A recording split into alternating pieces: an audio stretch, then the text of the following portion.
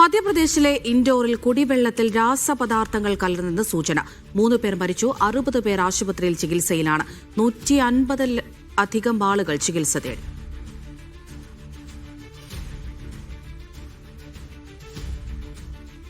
PR Aravind വിവരങ്ങൾ നൽകും. അരവിന്ദ്, ഇതെന്താണ് സംഭവം?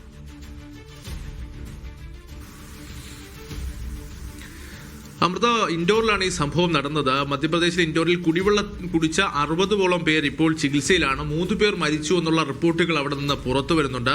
ഇത്തരത്തിൽ കുടിവെള്ളത്തിന്റെ പൈപ്പ് പൊട്ടി അതിൽ രാസപദാർത്ഥങ്ങൾ കലങ്ങിയതാണ് ഒരു അപകട കാരണമെന്നതാണ് ഇപ്പോൾ ഒരു വിലയിരുത്തലുള്ളത്. ഇപ്പോൾ ഇവിടെ ഇതുമായി ബന്ധപ്പെട്ട പരിശോധനകൾ പുരോഗമിച്ചുകൊണ്ടിരിക്കുന്നു. 150-ലധികം ആളുകൾ ഇപ്പോൾ ആശുപത്രിയിൽ ചികിത്സ തേടിയിട്ടുണ്ട്. കുടിവെള്ളത്തിൽ മാലിന്യമാണോ അല്ലെങ്കിൽ എന്തെങ്കിലും തരത്തിലുള്ള രാസപദാർത്ഥങ്ങൾ കലങ്ങിയതാണോ ഈ അപകടങ്ങൾക്ക് കാരണമെന്നതാണ് ഇപ്പോൾ പരിശോധിച്ചു വരുന്നത്. രാജ്യത്തെ ഏറ്റവും വൃത്തിയുള്ള നഗരമെന്നതാണ് ഇൻഡോർ അറിയപ്പെടുന്നത്. ആ ഇൻഡോറിലാണ് ഇത്തരം ഒരു സംഭവം ഉണ്ടായിരിക്കുന്നത്. കുടിവെള്ളം കാരണം സാധാരണ ഉപയോഗിക്കുന്ന ഈ കുടിവെള്ളം കുടിച്ചതിനെ തുടർന്നാണ് നിരവധി പേർ ആശുപത്രിയിൽ ചികിത്സയിലാകുന്നത്. അതിൽ പലരുടെയും നില ഗുരുതരം എന്ന് തന്നെ നമുക്ക് മനസ്സിലാകുന്നു. 3 മരണങ്ങൾ ഇതുമായി ബന്ധപ്പെട്ട് സ്ഥിരീകരിച്ചിട്ടുണ്ട്. അതേസമയം എന്താണ് അല്ലെങ്കിൽ ഏത് തരത്തിലുള്ള രാസപദാർത്ഥമാണ് ഇതിൽ കലങ്ങിയെന്നുള്ള കാര്യത്തിൽ ഇപ്പോഴും ഒരു വ്യക്തത വന്നിട്ടില്ല.